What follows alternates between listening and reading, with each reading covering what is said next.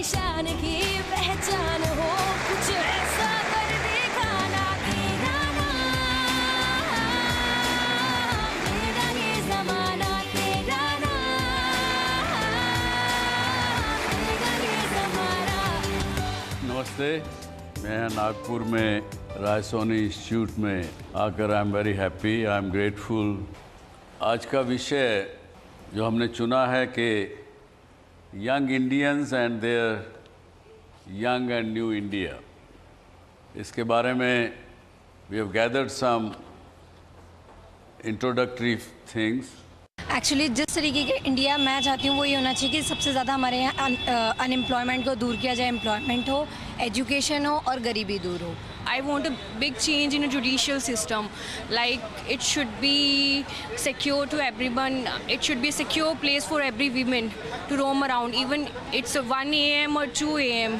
जो हमारा देश है वो कृषि प्रधान देश है, तो यहाँ पे किसान दिन पे दिन हम देखते हैं कि आत्महत्या करते जा रहे हैं। तो मैं चाहता हूँ कि कृषि को भी जो यूथ है वो एज अपना एम्प्लॉयमेंट देखे और वो इसमें जाए। आने वाले 10 सालों में मैं ऐसा भारत देखना चाहती हूँ जो इमोशंस के साथ नहीं चले, जो वैल्यूज़ और एथिक्स के साथ में सच्चाइयों से रूबरू होते हुए आगे बढ़े। As soon as we work for the nation and not for ourselves, जो कि अभी इंडिया के almost every the youth or the old people उनकी mentality है कि they work for themselves first and then for the nation.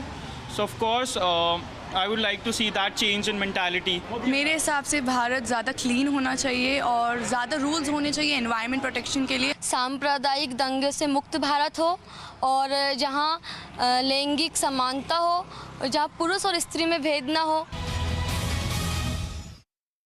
समझा आपने क्या आज का युवक चाहता है अपने देश से, अपने आप से। आई एम श्योर आप लोगों में से भी आपकी बहुत सी आकांक्षाएं होंगी, इच्छाएं होंगी कि आपका देश भारत कैसा हो, आज आप युवकों का भविष्य कैसा हो। आपके भी मन में बहुत से प्रश्न होंगे। आज हम उन सब प्रश्नों पर चर्चा करेंगे। लेकिन जब आज़ादी हमको मिली 1947 में और हमने पहला गणतंत्र दिवस 26 जनवरी 1950 को मनाया, क्योंकि आज़ादी से लेकर के और उस समय तक हमें 2-2.5 वर्ष लगे अपना संविधान बनाने की और संविधान को पारित करने की समय लगा। जो एक दीदी फिल्म 1959 में रिलीज़ हुई, उसमें गाना है हमने सुना था एक है भारत। क्या समझते हैं वो जो कहते हैं कि आखिर में मास्टर जी ने कहा कि सदियों की ये भूख और ज़िल्लत जाते जाते जाएगी और एक दिन में ये कैसे जाएगी। सर मुझे लगता है हम आज भी वही हैं, क्योंकि इंडिया पूरे वर्ल्ड में ऐसा रिप्रेजेंट होता है कि it's unity in diversity, but youth के एजुकेटेड होने का भी नेशन को कुछ फ़ायदा नहीं हो रहा है, क्योंकि सोच मेंटालिटी जो है अभी भी वही पुरानी है। सर हम यूथ को हमारे पेट से ज़्यादा है ना, हमारे अस्तित्व के लिए ज़्यादा लड़ाया जा रहा है। मतलब हम किस कम्युनिटी से और किस रिलीजन से बिलोंग करते हैं, यह सब चीज़ें मायने कर रही है। तो गाने में एक और भी बात उसने कही, उस बच्चे ने पूछा अब तो देश में आज़ादी है, अब क्यों जनता फरियादी है। तो ये बड़ी, मुझे भी ये गाना देख करके बड़ा अचरज हुआ कि जो बातें जिस वक़्त आज़ादी के समय में थी वो आज भी ज्यों की त्यों हमारी तरफ मुंह बा के खड़े देख रही है। और यही एक कारण है, जितनी भी बातें उसमें देखने को हमें मिली उस समय भी थी और आज भी हैं, वही कारण है कि जो हमें और हमारे यूथ को, युवा को, देश को पीछे रखे हुए हैं, पिछड़ापन में लिए हुए हैं। हालांकि आज का विषय नहीं है, पर फिर भी इस पे मैं 1-2 मिनट लगाना चाहूँगा कि जब अंग्रेज़ इस देश में आए तब आपके देश की जीडीपी और आपके देश का इंटरनेशनल ट्रेड में भागीदारी लगभग 1/4 थी। 23% टू 25%। और कोई भी व्यक्ति इस देश के अंदर भूखा नहीं था, कोई बिलो पॉवर्टी लाइन नहीं था। ये पूरा रिकॉर्ड हमारे देश का नहीं, वर्ल्ड बैंक की जितनी इंस्टीट्यूशंस हैं उनके पास रिकॉर्ड आज के दिन भी है। लेकिन चलो माना कि ब्रिटिश लोगों ने तो अपना स्वार्थ साधा। उन्होंने हमारे यहाँ से जो मैन्युफैक्चरिंग कैपेबिलिटीज़ थी उनको ख़त्म किया, यहाँ का रॉ मटेरियल बाहर भेजा, अपने देश में लेके गए, हमें फिनिश प्रोडक्ट्स खरीदना पड़ा। जो हमारा ट्रेड सरप्लस होता था उस समय में, उसको भी उन्होंने इंग्लैंड में पैसे रखते चले गए। इस तरह से उन्होंने यहाँ का पूरा एक प्रकार से धन धान्य यहाँ से लेके अपने देशों में लेके गए। लेकिन उसके बाद क्या हुआ?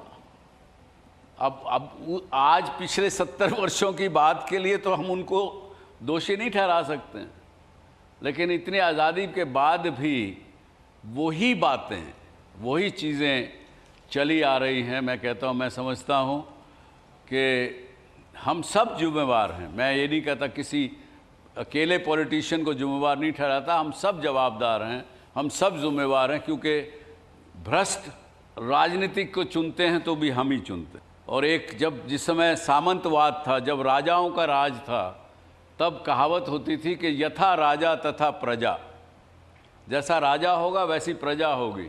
लेकिन गणतंत्र में तो उल्टा हो गया, यथा प्रजा तथा राजा। हम ही जवाबदार हैं। और जो भ्रष्टाचार उस समय था वो चलता चला गया। इसके अलावा और भी बहुत सी गलतियां हुई, एक के बाद एक गलतियां हुई।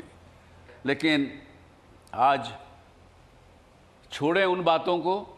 आज आप युवा हैं, आप ये हॉल भी भरा है और इस देश में लगभग 40% से ज़्यादा आज के दिन आप लोग 24 साल की उम्र से कम के लोग हो।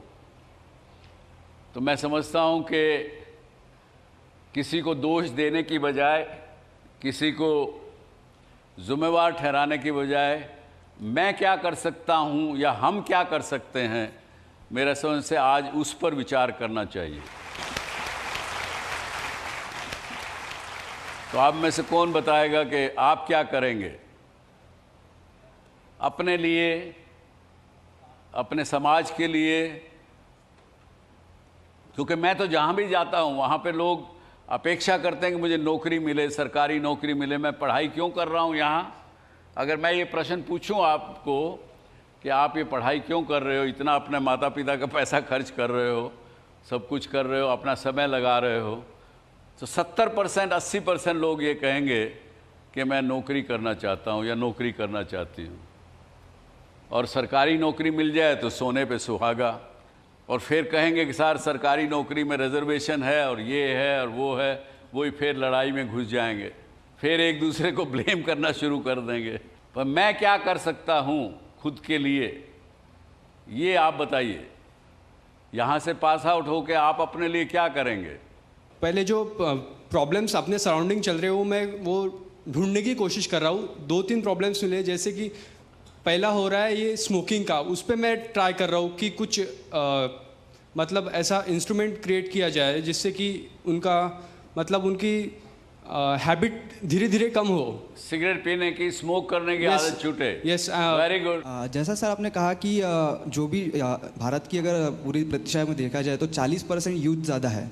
तो मैं ये चाहूँगा सर कि मेरी तरफ से ये कंट्रीब्यूट हो कि जितने भी यूथ हो, अभी 40% अगर यूथ है तो उनकी डेवलपमेंट पे काम किया जाए। अगर यूथ बढ़ेगा तो ये इंडिया बढ़ेगा। सर इन नागपुर मैं एक सोशल ग्रुप चलाता हूँ जिसका नाम यूथ मूवमेंट है। हाँ, जिसके तो उसको आगे बढ़ाएंगे। यस सर, उनको आगे बढ़ाएंगे। वेरी उसको गुड, यूथ से बहुत जुड़ने अच्छा, का- वेरी गुड। मेरा विजन ये है कि यहाँ से निकलने के बाद मैं खुद का एक NGO स्टार्ट करूँगा जो अंडर प्रिविलेज स्टूडेंट्स को, अंडर प्रिविलेज लोगों को जो सड़क पर रहते हैं या जिनको ABCD से लेके 1 2 3 कुछ भी नहीं पता, उनको सर एजुकेशन इम्पार्ट करूँगा। क्योंकि जैसे हमारे प्रधानमंत्री जी ने कहा, पढ़ेगा इंडिया तभी बढ़ेगा India. Very good, very good. Institute of money education एक ट्रेनिंग एंड डेवलपमेंट की मैंने अभी शुरुआत की है। उसमें मैं इकोनॉमिकल लिटरेसी यानी अर्थ साक्षरता ये सब्जेक्ट में पिछले 3-4 साल से उस पर बहुत काम किया मैंने। जो यूथ है किसको सिखाते हैं इकोनॉमिक लिटरेसी? हर एक कैटेगरी के लोग आते हैं और उसमें जो इंटरप्रेनर बनना चाहते हैं या अपना खुद का बिजनेस बनना चाहते हैं, करना चाहते हो, चाहे जॉब करने वाले भी कुछ लोग आते हैं इसमें।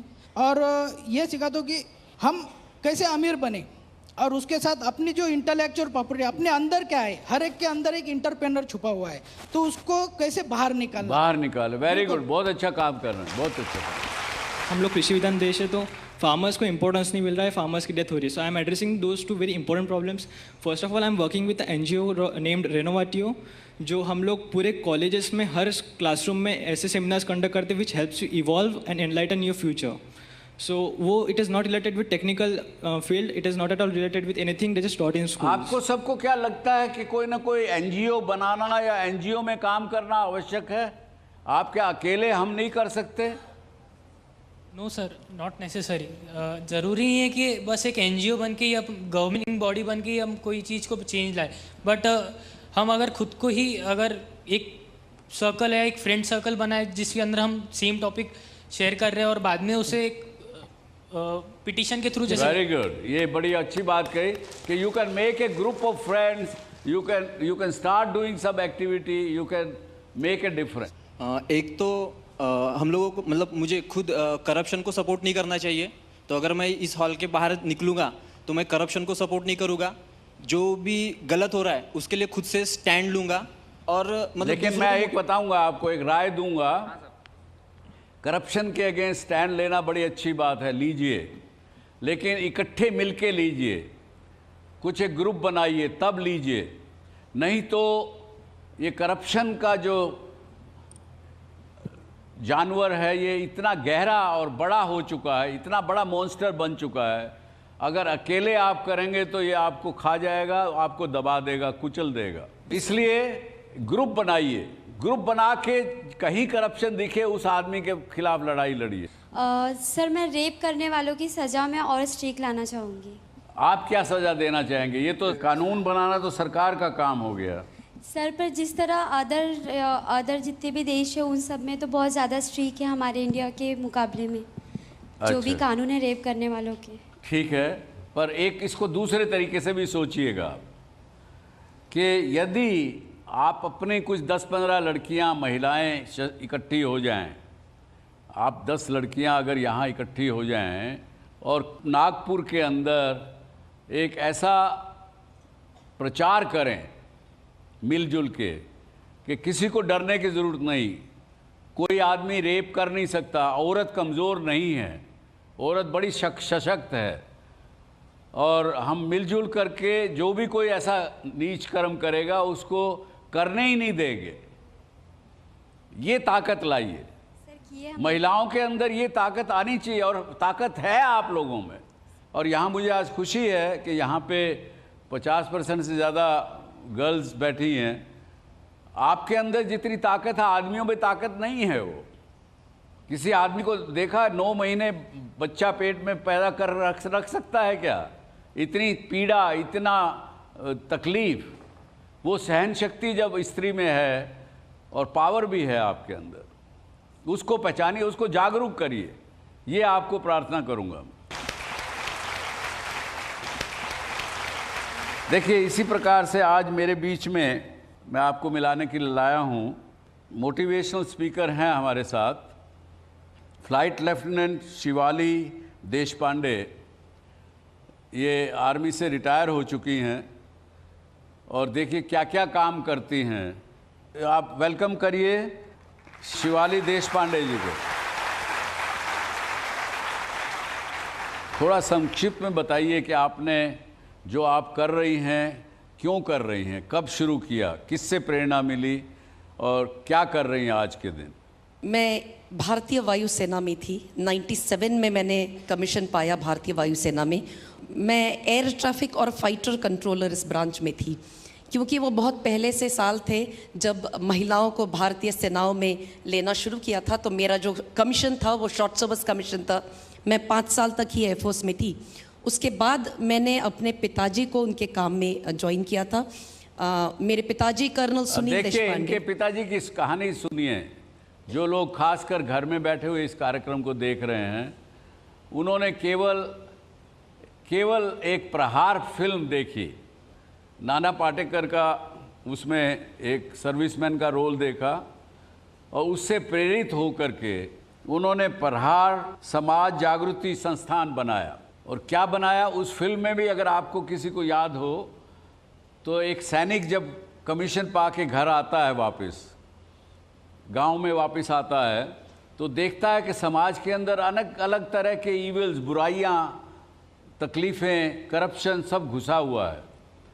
और एक वो सैनिक किस प्रकार से अपने गांव को, अपने देश को ठीक करने का प्रयास करता है, वही काम इनके पिताजी ने शुरू किया और शिवाली जी ने उस काम को आगे बढ़ाया। आज ये और इनकी माँ निस्वार्थ इस काम को कर रही हैं। और मुझे बताया गया कि क्या 50,000 के करीब आप युवकों को ट्रेनिंग दे चुके हैं? जी बिल्कुल।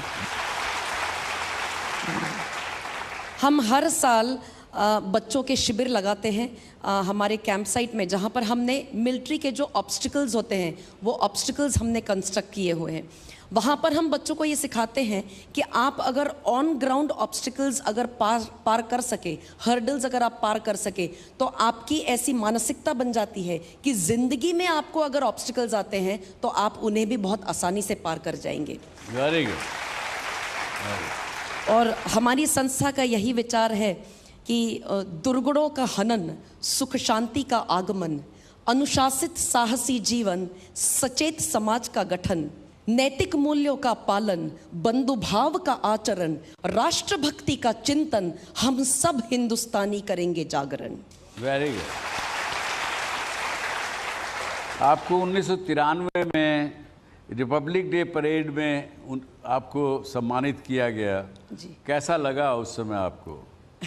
तब तो बहुत आप एकदम युवा और उस एज की होंगी। जी जी। हाँ। मैं नेशनल कैडेट कोर एनसीसी में थी और तब मैं चुनी गई थी उस साल 1993 में हमारे देश की सर्वोत्कृष्ट महिला सीनियर विंग की कैडेट। और तब मुझे प्रधानमंत्री जी तब के आदरणीय पीवी नरसिम्हा राव, इनके हाथों मुझे पुरस्कार मिला था। तब जो फीलिंग आई थी वो ऐसी थी कि मैं पूरे देश की युवाओं को रिप्रेजेंट कर रही हूँ। और तब सपने बहुत थे आँखों में। तब क्योंकि महिलाओं को लेना हमारी सेनाओं में शुरू नहीं किया गया था, मेरा जो ज़िंदगी का मकसद था वो था आईपीएस ऑफिसर बनने का।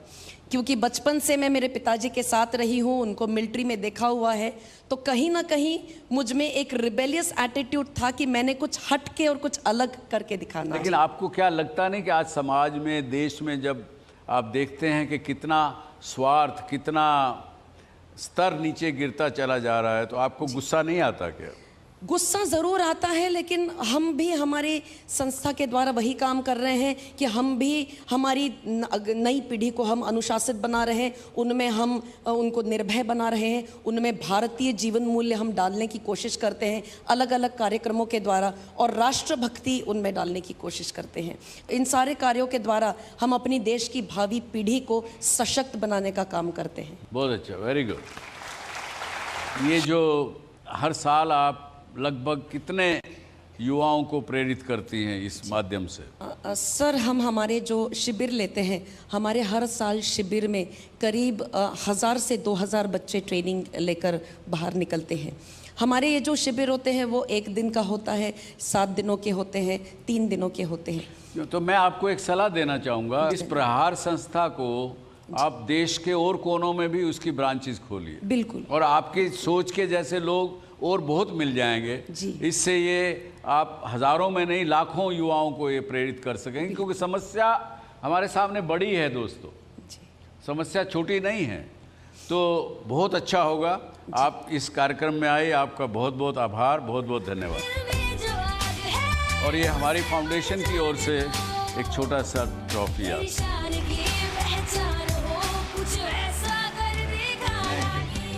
स्वामी विवेकानंद ने कहा that a brave, a frank, a clean-hearted, courageous and aspiring youth is the only foundation on which future of a nation can be built. यानी एक बहादुर, निर्भीक, सच्चे मन वाला, हिम्मती तथा महत्वाकांक्षी युवा ही किसी देश की सशक्त नींव की ईंट बन सकता है। आपको ज़रूर कुछ ऐसे लोग अपने आसपास देखने को मिलते होंगे। किसी एक का नाम आप में से कोई लेके दे सकेगा? आपके आसपास कोई आपको ऐसा लगता हो जो इस परिभाषा में पूरा उतरता हो? क्या होगा इस देश का भविष्य? कोई तो आपको आसपास दिखता होगा ऐसा कि नहीं? यही बात मैं कर रहा था, इसको कैसे बनाया जाए, कैसे जो आज इस इतने बड़े हॉल में हम एक भी आदमी को नहीं गिन सके, ये इसके भी कारण हैं। जो कारण हम जिस बात को लेके कार्यक्रम शुरू किया था कि आपस में भेदभाव, आपस में लड़ाई, आपस में एक दूसरे के प्रति ईर्ष्या, अपने गलती को स्वीकार नहीं करके बाहर दूसरे के ऊपर कुछ ना कुछ लादना, और सबसे बड़ी बात जो हमारे राजनेताओं ने हमारे साथ गलत की, जिसको हम गलत नहीं मानते हैं, आज भी देश गलत नहीं मानता है, और जिसका परिणाम है कि आज हमारे पास एक भी ऐसा आदमी आज हम नाम नहीं ले सके, उसका सबसे बड़ा कारण क्या? एक सिंगल कारण है सर, एक ही बात है जो इस पूरे पॉलिटिक्स को ख़राब करती है कि सबको बड़ा बनना है और सबको मशहूर होना है। मेरे एनालिसिस के हिसाब से मैं जितने भी पॉलिटिक्स पर्सन को देखता हूँ, सभी को बड़ा बनना है और सभी को मशहूर होना है। किसी को ये नहीं देखना, कोई ये नहीं देख रहा है कि आगे वाली बच्ची मर रही है, आगे वाली पार्टी भी उसको पॉलिटिक्स बना रही है। तो मेरा आज का आपको सबको एक यही मैसेज है, जब मैं कहता हूं कि बहादुर, निर्भीक, सच्चे मन वाला, हिम्मत वाला और महत्वाकांक्षी युवा यदि मन बना ले, यदि आप लोग इकट्ठे हो जाएं, तो मेरी समझ से कोई भी व्यक्ति इस देश को कमज़ोर नहीं बना सकता। जैसा कि आपने कहा, वो लोग बना रहे हैं, स्वार्थ के लिए बना रहे हैं। मैं समझता हूँ कि ज़रूरत है आज के दिन, और आज पहले से और भी ज़्यादा, क्योंकि मैं समझता हूँ कि जब लोगों ने देश की आज़ादी की लड़ाई लड़ी गई, उस समय किसी ने नहीं सोचा, किसी ने नहीं पूछा कि मुझे क्या मिलेगा इसमें, मैं क्यों जेल जाऊँ, मैं क्यों कोड़े खाऊँ, मैं क्यों अपने परिवार से अलग हूँ, मैं क्यों फांसी चढ़ूँ। उन्होंने नहीं पूछा। लेकिन आज हम कुछ भी चीज़ करते हैं तो हम पूछते हैं मेरा क्या, मुझे इसमें क्या मिलेगा। ये जब तक हम नहीं छोड़ेंगे तब तक हम एक दूसरे को दोषी ठहराते रहेंगे, कुछ हल नहीं निकलेगा। और मेरी आप सबसे एक हाथ जोड़ के प्रार्थना है कि आप युवा अगर इकट्ठे होंगे इस देश के, तो इसमें बहुत कुछ ठीक किया जा सकता है। और हमारे बीच में ऐसे लोग हैं जिनके साथ प्रेरित होकर आप ये काम को कर सकते हैं। मेरे बीच में है एक चेंज मेकर, आपके बीच के ही राम जी इंगोले, ये फाउंडर हैं विमला आश्रम के, और इनके ये क्या क्या काम करते हैं लोगों के लिए, इंक्लूडिंग बच्चे, गरीब बच्चों के साथ काम करते हैं और इंक्लूडिंग सेक्स वर्कर्स के साथ भी काम करते हैं। लेट्स वेलकम श्री राम इंगोले जी। आप बताइए किस प्रकार की कठिनाई अब आ रही है? शुरू में तो बहुत कठिनाई आई होंगी, अब किस प्रकार की कठिनाइयाँ तो आते ही रहती है, और अभी भी कठिनाइयाँ हैं, पहले भी थी। अभी की जो कठिनाइयाँ हैं वो अलग तरीके की है। आज कठिनाइयाँ सरकार की ओर से आ रही। अब सरकार की ओर से आने ऐसा कि जब एक सपना देखा था कि ऐसे बच्चों को उस माहौल से उठा के उन्हें भी पढ़ा लिखा के इस सभ्य समाज में लाके खड़ा कर दूंगा, और वो काम को जब शुरू किया उसमें तो यशस्वी हुआ। मुझे आप सबको बताते हुए बहुत ही गर्व महसूस होता है कि उन बच्चों को लेके जो सपने देखे थे कि उन्होंने बहुत अच्छा पढ़ना चाहिए, पढ़ के समाज में अपना स्थान बनाना चाहिए, वो तो हुआ। और उसमें से इस मंच पे बताने में मुझे बहुत ही गर्व महसूस होता है कि उसमें से कुछ बच्चियाँ इस कॉलेज की स्टूडेंट रही और वो यहाँ से इंजीनियर बनी। Very good, very good. तो ये तो सिलसिला चलते रहा, बहुत कठिनाइयाँ आते गई, वो चली भी गई। उन कठिनाइयों को दूर करने के लिए देखिए, इनकी बात से आज अभी उनकी आंखें नम हैं बताते हुए, पर फिर भी हिम्मत और हौसला, ये कठिनाइयाँ पहले भी थी, आज भी हैं, आगे भी होंगी, लेकिन मैं रुकूंगा नहीं, मैं टूकूंगा नहीं। हाँ, ये बहुत अच्छी बात आपकी। आप में से कोई प्रश्न? इंगोले जी से मेरा यह प्रश्न है कि सर आपने बोला कि कठिनाइयाँ हैं, थी और आते भी रहेंगी, पर मैं यहाँ पे ज़्यादातर युवा हैं, स्टूडेंट्स हैं, मैं ये पूछना चाहती हूँ बीइंग एज अ फैकल्टी कि सर उसका उन कठिनाइयों से लड़ने का मूल मंत्र आपके पास क्या है? आपकी उस समय क्या सोच आती है जो आप वो कठिनाइयों को दरकिनार कर देते हैं, किनारा कर देते हैं और आगे बढ़ते हैं? बहुत अच्छा प्रश्न है कि उन लड़ाइयों, उन कठिनाइयों से दूर करने का क्या मूल मंत्र है आपके पास?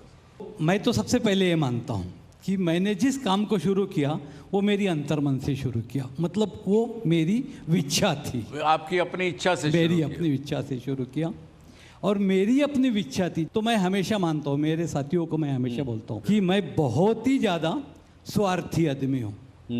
क्यों कि मैं सबसे ज़्यादा महत्व मेरे इच्छाओं को देता हूँ, और इन इच्छाओं में मेरे मन में वो इच्छा आई कि इन बच्चों को भी कल मेरे समाज में आके खड़े रहने की वो हो। और उस इच्छा को मैंने सपनों में देखना शुरू किया, और जब मुझे सपने देखे तो मैंने उसको प्रत्यक्ष में लाने के लिए कोशिश की।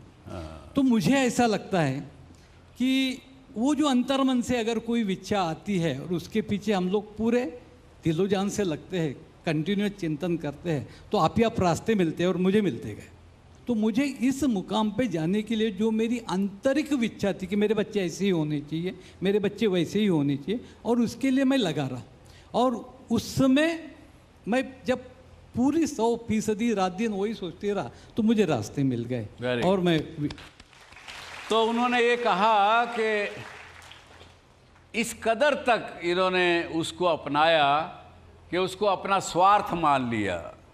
ये कहा कि ये मेरा अपना काम है, मेरा अपना स्वार्थ है, और उसको सोचा, उसी को पिया, उसी को खाया, उसी पे जागा, उसी पे 24 घंटा काम किया, तो रास्ते खुद बनते चले गए। आप जो काम कर रहे हो सर, बहुत अच्छा काम कर रहे हो, और इसमें आपको जो फंड्स मिलते हैं वो भी बहुत कम मिलते हैं, और जो आप जिस कठिनाइयों से ये काम कर रहे हो उसमें भी आपने काम बहुत अच्छा कर रहे हो। पर जो गवर्नमेंट की स्कूल्स होती है, जो कॉलेजेस होते हैं, उनको फंड्स बहुत ज़्यादा आता है, उनके पास सारी चीज़ें होती है, तभी भी वो उतना अच्छा एजुकेशन प्रोवाइड नहीं कर पाते हैं। तो आप इसके लिए क्या कर सकोगे सर? वो नहीं कर पाते, ये तो उसके लिए मैंने आज तक कभी नहीं सोचा कि वो क्यों नहीं कर पाते। ये इस देश का सिस्टम बहुत ही विचित्र है, मैं नहीं बोल पाऊँगा, और मैं कोई विचारवंत भी नहीं हूँ, कभी मैंने वो साइड में सोचा भी नहीं। देखिए, ये इससे भी शिक्षा लीजिए। इन्होंने कहा देखिए, जो मेरा काम नहीं है, जिसके अंदर मैं दखल नहीं दे सकता, उसको सोच के क्या फ़ायदा। केवल और केवल मैं उसका बुराई करूंगा, ये कहूंगा 10 लोगों में, अरे देखो हमारा सिस्टम खराब है, अरे देखो ये हो रहा है, अरे इतना हो रहा है, उससे क्या लाभ है? कुछ मिलेगा नहीं। हाँ? मैं आपको यहाँ एक बात ज़रूर बताना चाहता हूँ। हाँ। और मुझे वो बताते वक्त बहुत खुशी भी होगी कि जैसे आपने कहा कि संघर्ष में से शुरू किया, सही बात है, किया। वो इतना संघर्ष रहा कि सबसे पहले जब मेरे दिमाग में आया और मैंने इस काम को शुरू किया, तो सबसे पहले मेरे माँ बाप ने मेरे को घर के बाहर कर दिया, सारे रिश्तेदारों ने, पड़ोसियों ने भगा दिया, और मैं अपने बच्चों को लेके और कहीं रहने लगा। लेकिन आप सबको बताने के लिए मेरे पास खास कि उस विचार को सपोर्ट करने वाले भी धीरे धीरे आज इतने ज़्यादा हो गए कि अभी मुझे पैसों की कमी नहीं पड़ती। Very good. जब भी आपने बोला था, सच्चाई के साथ लोग जुड़ना चाहते हैं, सच्चाई के साथ लोग सहयोग करना चाहते हैं, हर एक के मन में है कि मैं कुछ करूं, लेकिन दिशा नहीं मिल पाती है। तो यही एक कारण है मेरा ख्याल से। पर आपको बहुत बहुत साधुवाद, बहुत बहुत बधाई, शुभकामनाएं, और एक हमारे सच फाउंडेशन की ओर से एक छोटी सी ट्रॉफी की भेंट। तो दोस्तों आइए अब इस समय को ना गंवाएं, हिम्मत से, उत्साह से आगे बढ़ें। मैं बहुत कुछ कर सकता हूँ, अकेला होते हुए, अकेली होते हुए बहुत कुछ कर सकती हूँ, ये भावना रखिए। आपको खुद को भी संतुष्टि मिलेगी, जैसे राम बाबू को मिली। इनको जब ये करने निकले तो घर के लोगों ने भगा दिया, बाहर कर दिया, लेकिन फिर भी वो नहीं रुके। इसी तरह की बातें आपसे भी होंगी। आप अपने मन पर भरोसा रख के इस बात को लेके आगे बढ़िए। अपने आप पर भरोसा रखना भी एक बहुत बड़ी ज़रूरत है। धन्यवाद। जय हिंद, जय भारत।